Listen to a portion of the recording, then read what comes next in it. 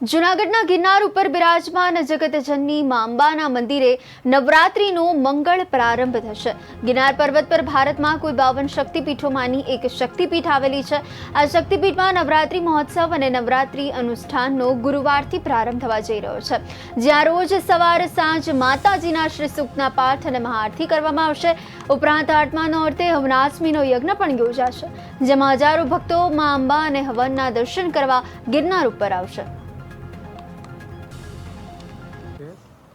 ગિરનાર ઉપર મા જગદંબાની ઉદ્યાન પીઠ છે, ત્યાં અમે દર વર્ષની જેમ આ વર્ષે પણ સરસ મજાની પૂજા, સેવા, આરતી, માતાજીનો વિશેષ શણગાર, શ્રી સૂક્તના પાઠ, મા જગદંબાના ચંડી પાઠ વગેરે શરૂ થશે।